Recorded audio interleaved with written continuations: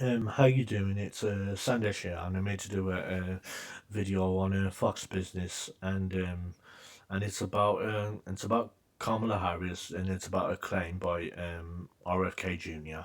Um, it's called Elon Musk RFK claims that Kamala Harris wants to shut down X unless site conforms to government oversight. You know what this reminds me of? This reminds me of, before Elon Musk took over Twitter, and the previous one, I forgot what his name was. And the thing is, and they did so much election interference. Remember that? That's what this is. This is what Kamala Harris wants. I definitely believe this is what they want. Government oversight over X. But the thing is, it will only happen if Elon Musk allows it to happen. I'll guess we'll see, but I'm going to get into the article now. Ex-owner Elon Musk and former independent presidential candidate Robert F.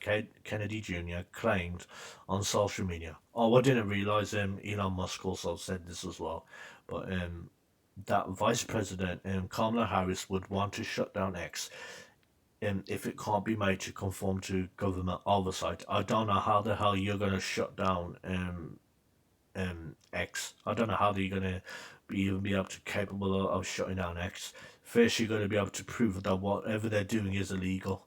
But and they're a private company as well. Um, the two figures backing former President Trump shared a clip from an interview Harris had with CNN in 2019 after a Democratic presidential primary debate, where she blasted social media sites for directly speaking to millions and millions of people without any level of oversight or regulation. Something, she said, has to stop. Translation: if they don't police content to conform to government approved narratives, they will be shut down, Kennedy said, categorizing Harris's statement from the 5 year old clip. Yeah, that's pretty much accurate because they were pretty much doing that when COVID happened, and when the election happened as well. Um, a clip of the interview went viral on Next this week as Harris critics pointed to it as supposed evidence of how the vice president would stifle free speech on social media platforms if elected president. In the full interview, Harris expressed her desire to see then President Trump's Twitter account before Twitter became X removed because of its negative impact on society. Well, the thing is, what it is, I mean, you're pretty much taking away rights from people, especially when she said that, oh, because millions and millions of people can see it. Millions of people can see it because they choose to see it, because they want to see it. That's what it is.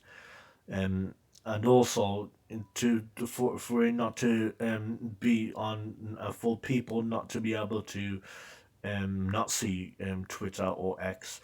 I mean, and then you got to talk to the smartphone makers and tell them that they cannot put the app on their phones whatsoever, and I don't think they'll be willing to and go along with that. I could be wrong, but I doubt it. I would. Anyway, and when you're talking about Donald Trump, I'm carrying on talking from the article. And when you talk about Donald Trump, he has 65 million Twitter followers.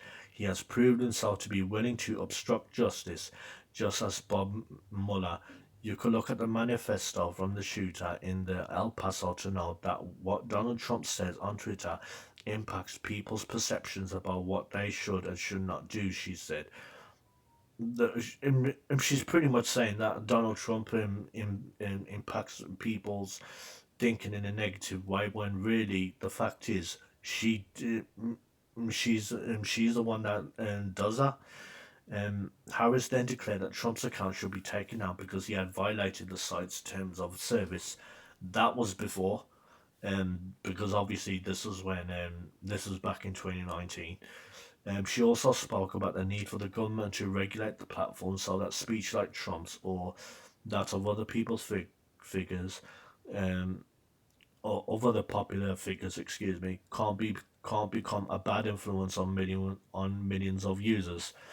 Well, the thing is, it can only be a bad influence on millions of users if millions of users perceive it as bad influence.